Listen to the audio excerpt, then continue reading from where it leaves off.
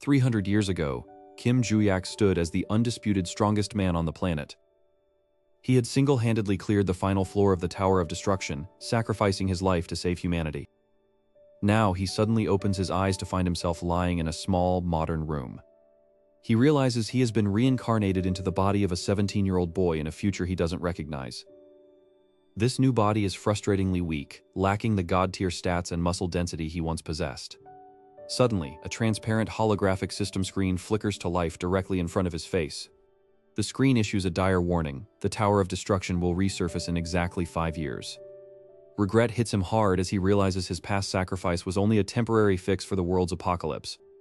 Another message appears, instructing him to retrieve his lost weapons and memories from a place called Valhalla. He resolves to find Valhalla and regain his former power to ensure the tower is destroyed completely this time. 4 days later, he stands among a crowd of eager students at the world's top academy, Valhalla. The admission process includes a top 10 competition to rank the new prodigies from famous families. Kim Joo-yak steps onto the arena floor, looking completely unbothered by the high stakes. His opponent is Oh Se-yuk, a muscular giant from the prestigious Oh-sun family who towers over him. Joo-yak starts the match by casually flipping his opponent off, sending the big guy into a mana-fueled rage. As Se-yuk lunges forward with a devastating haymaker, Joo-yak barely moves his head to dodge. He punishes the miss with a swift low kick that sends the giant's balance into the gutter. Before the guy can register he's falling, Joo-yak follows up with a savage palm strike to the chest. The crowd goes silent as the top prospect is slammed into the dirt in less than a minute. Joo-yak mutters to himself about how weak everyone has become in the last 3 centuries. His next match is against Choi Arin, the talented second daughter of the famous Choi family. He watches her draw her blade, noting the legendary lightning power surging through the steel. Arin charges with a lightning-fast swing, but Joo-yak has already vanished from her sight. He reappears by her side, whispering that she gave away her attack just by looking where she wanted to strike. He drops a precise 1-inch punch directly onto her sword, the force of which slams her into the ground. As he stands victorious, he finds her sword style strangely familiar but can't quite place why. Reporters swarm him immediately after the win, desperate for an interview with the unknown nobody who crushed the elites. He lashes out at the press, telling them to get out of his way before he loses his patience. During the official entrance ceremony, Joo-yak finds the speeches about heroism and honor to be incredibly dull. His only thought is room 5 on the 3rd floor, the place where his memories are hidden. The students are taken to a virtual combat simulation room for their first official class. The instructor Lee San challenges Joo-yak to take on 120 monsters alone. Joo-yak smirks and asks what he will gain if he clears the challenge without breaking a sweat. He accepts a basic sword, noting that it has been 3 years since he last wielded a blade in his past life. With one clean, full swing, he mangles an entire wave of virtual monsters in a split second. The instructor watches in silence, wondering how an ordinary sword is cutting through armored monsters effortlessly. After wiping out the simulation, Joo-yak reminds the instructor of their deal and heads for the door. On his way back to the dorms, he senses someone following him from the shadows of the hallway. He turns around to find Choi Arin standing there, her face determined and pleading. She bows deeply and asks him to teach her his unique swordsmanship style.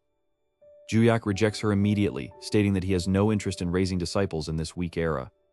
However, he is interrupted by an arrogant European student named Rockdill Ventric, who blocks his path.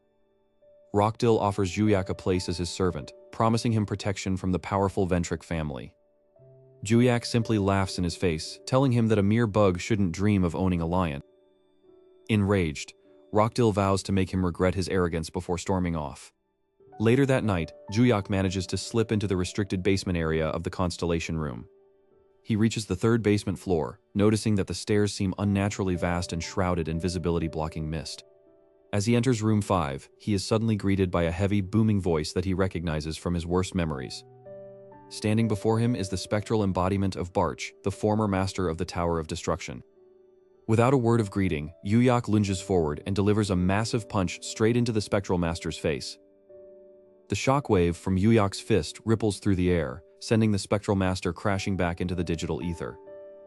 Joo-yak pulls his hand back slowly, his eyes showing a flicker of disappointment at the lack of resistance. High above in the observation deck, the academy instructors stare at their monitors in absolute silence. The data on the screens fluctuates wildly, failing to measure the raw output of the strike. A loud announcement echoes through the halls, declaring the start of the top 10 ranking competition.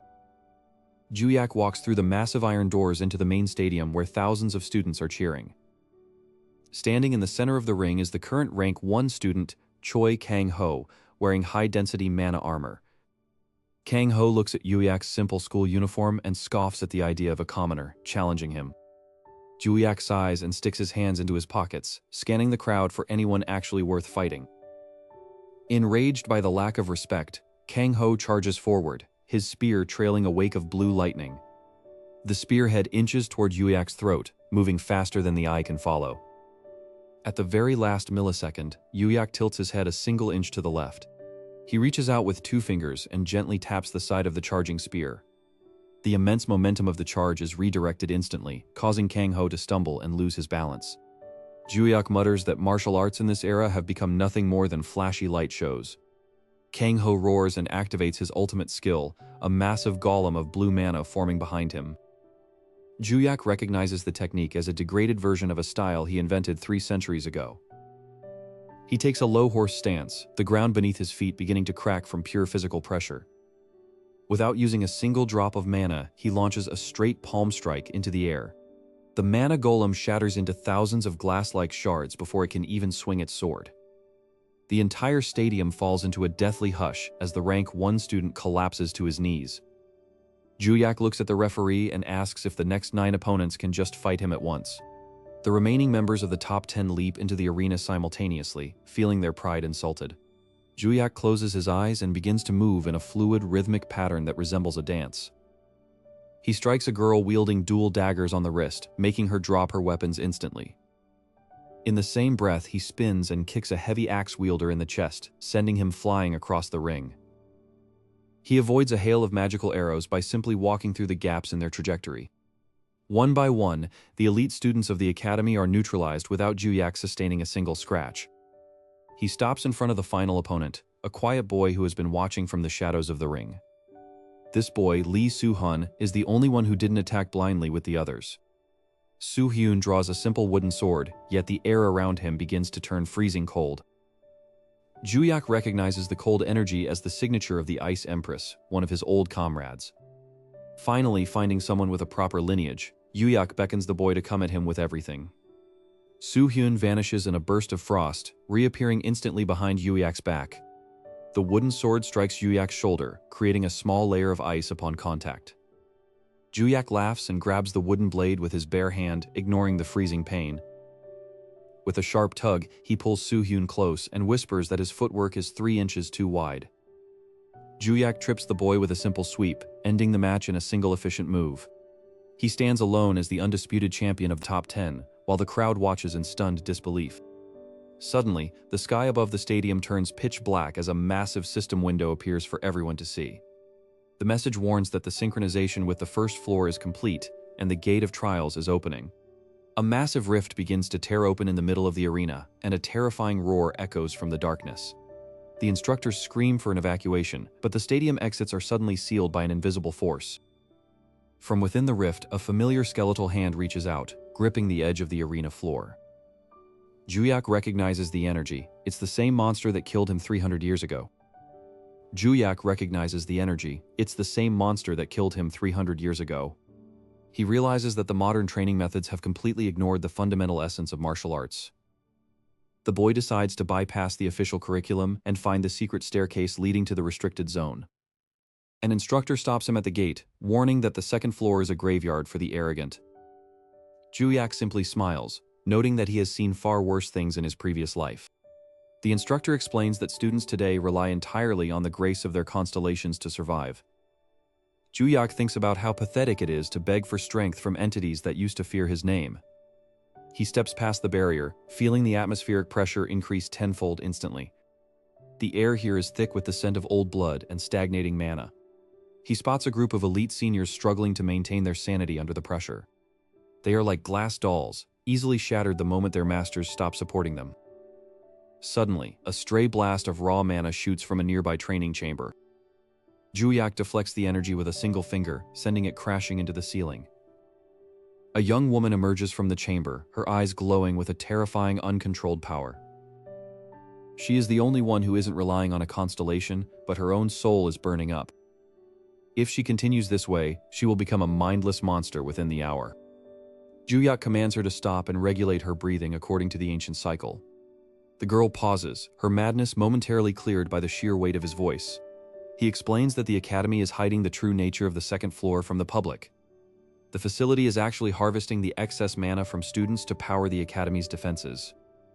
It is a parasitic system designed by those who are too afraid to fight their own battles. Juyak realizes he needs to destroy this core if he wants to save the remaining students.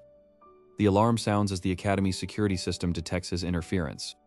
He charges through the hallway, moving so fast he leaves behind after images. Each swing of his blade slices through a mechanical drone with surgical precision. The geniuses who built this place forgot that steel is faster than a computer's logic. He reaches the central chamber, where a massive crystal pulsates with stolen energy. Guarding the crystal is a mechanical beast powered by the soul of a former ranker. Juyak recognizes the face as one of his descendants who went missing decades ago. He promises to end their suffering and restore the honor of the family name. The beast roars, a sound that shakes the very foundations of the academy. Juyak dodges the strike, feeling the heat of the mana-infused claws singe his uniform. He notices a weak point in the armor, where the organic and mechanical parts meet. With a burst of speed, he thrusts his blade into the gap, severing the connection. The beast collapses, its human eyes finally closing in a moment of eternal rest. Juyak stands over the core, knowing that destroying it will alert the entire world to his return. He strikes the crystal, and the shockwave shatters every window in the academy. He leans against the wall, his mana reserves dangerously low for the first time in this life.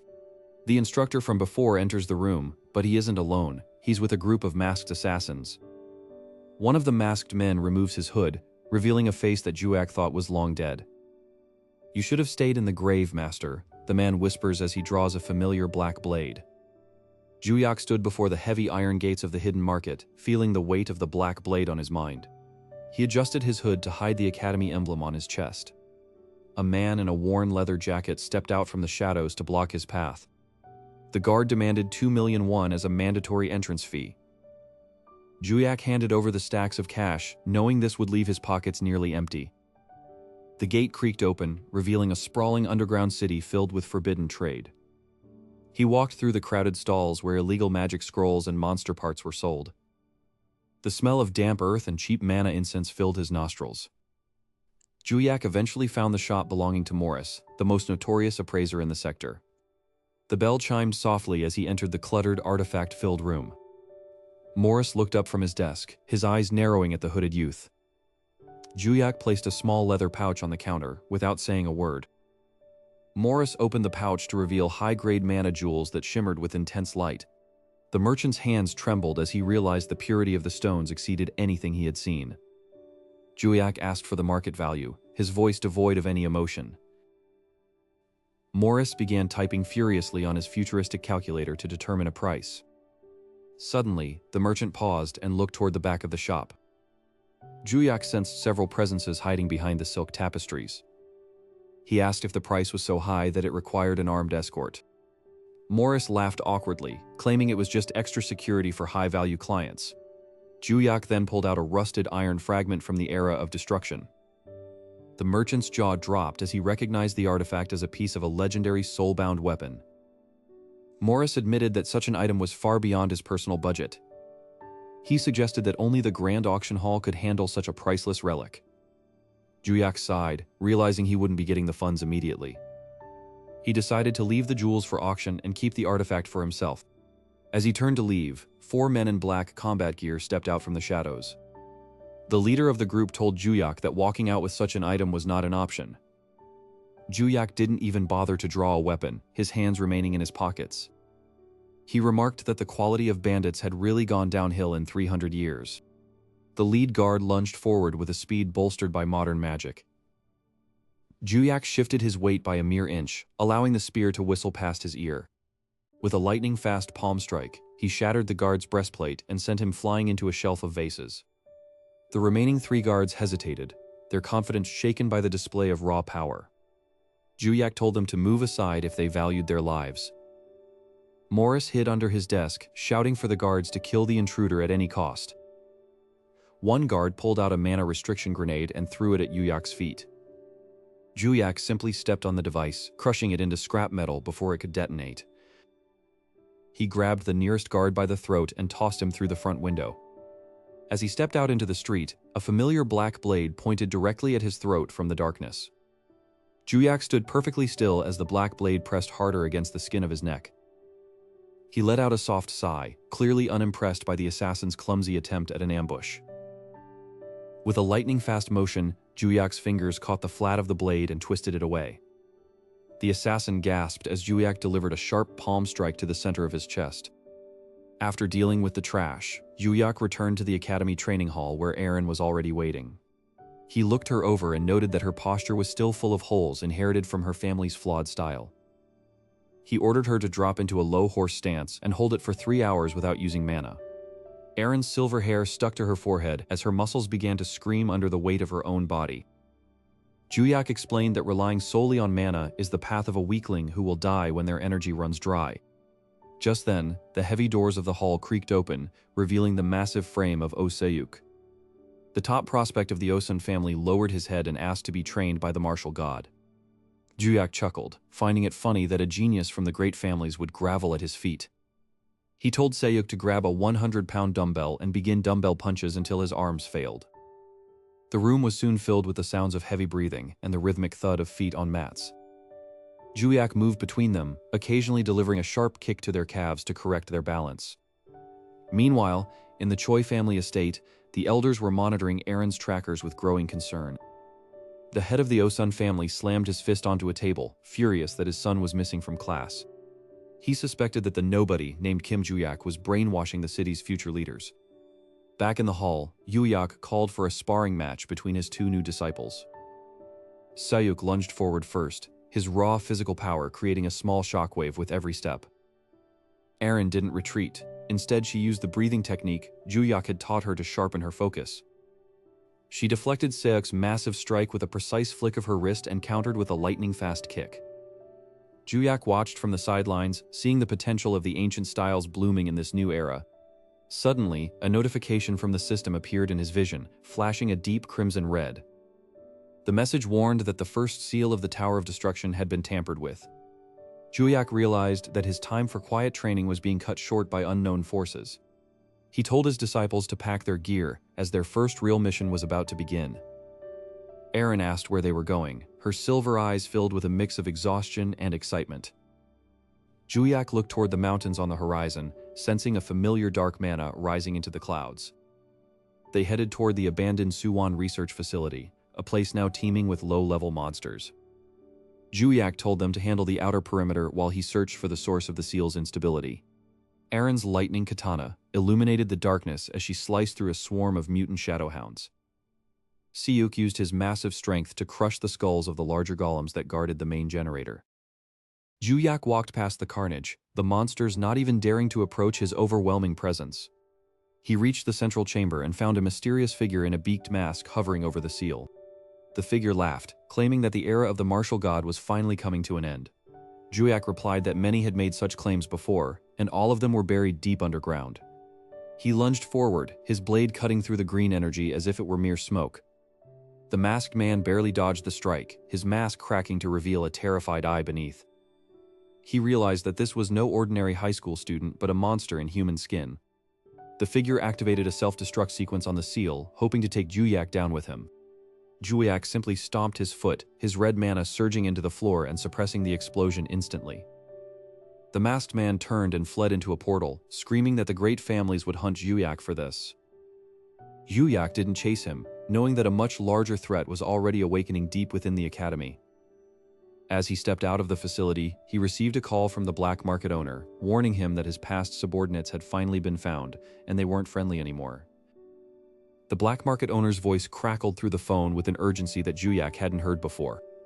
He warned that the ancient subordinates, now ascended as high-tier constellations, were actively hunting for the source of a familiar aura. Juyak simply smirked, pocketing his phone as he looked up at the moon hanging over the academy. High above the earth, the fabric of space began to tear, revealing a jagged, obsidian structure emerging from a rift. In the celestial realm, Luminous suddenly stood from her throne, her silver hair whipping around her like a storm. She felt a resonance in her soul that had been dormant for exactly 3 centuries. Nearby, the constellation freak slammed his fist into a stone table, shattering it into a million pieces.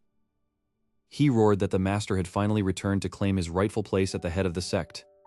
The neutral gate of the Hall of Constellations swung open, vibrating with the power of 1,000 spirits. Moron stepped forward, officially announcing the reformation of the Martial God Alliance. Minor constellations trembled as they realized the era of their undisputed rule was coming to a swift end. At Valhalla Academy, the ground began to shake as the Tower of Destruction sent its first shockwave through the planet. Juyak felt the vibration through the soles of his shoes and sighed at the familiar sensation of impending doom. He walked toward the Key Guardian's office, knowing he needed to accelerate his plans immediately. The Key Guardian was busy stuffing his face with donuts when Juyak kicked the door open without knocking. Juyak ordered the small creature to open a direct passage to the Maze Lord's territory. The Guardian stuttered, explaining that such a feat required an immense amount of mana that the boy shouldn't possess. Juyak simply placed his hand on a nearby mana-measuring crystal, causing it to glow with a blinding blue light. The crystal shattered instantly, unable to contain even a fraction of the martial god's true essence. Realizing who stood before him, the Key Guardian scrambled to his feet and began chanting an ancient incantation. Meanwhile, at the summit of the newly risen tower, a massive stone eye slowly opened, searching the world below. The tower's consciousness sensed its old nemesis and let out a silent scream that resonated through the souls of every living being. Juyak stepped into the swirling portal, his coat billowing behind him as he vanished from the academy. He reappeared in a vast, ruined city where the statues of his former self still stood tall amidst the rubble. He touched the base of a crumbling monument, feeling the faint echoes of the battles he fought 300 years ago. Suddenly, the silver-haired Luminous descended from the sky like a falling star, landing gracefully before him. With tears in her eyes, she whispered that the stars had been waiting for the return of their son. Juyak told her to stand up, noting that there was no time for sentimental reunions while the tower was active. Freak and the other subordinates arrived moments later, their auras clashing and shaking the very foundations of the ruins. Juyak raised his hand, and instantly every single constellation fell into a silent, disciplined bow. He instructed them to begin the global mobilization, as they would be the shield for the human world this time. Throughout the modern world, hunters and civilians looked up in awe as beams of light shot across the night sky. Academy students at Valhalla watched from their windows, wondering if a war between the gods had just begun. Juyak closed his eyes for a second, fully merging his modern mana channels with his ancient martial techniques. A massive spectral image of his original godlike form materialized behind him, dwarfing the ruins. He declared that this world would not fall to the tower again, not while he still breathed. The constellations roared in unison, their voices echoing across dimensions and striking fear into the heart of the tower. Even in the modern world, the weak were beginning to find a new strength in the return of the martial god. The old families realized that their time of petty politics was over, and a true sovereign had taken the throne. With his loyal disciples at his side and his full power restored, Kim Juyak began his march toward the final battle for humanity's future. The world finally had its champion back, and the coming storm would find them ready.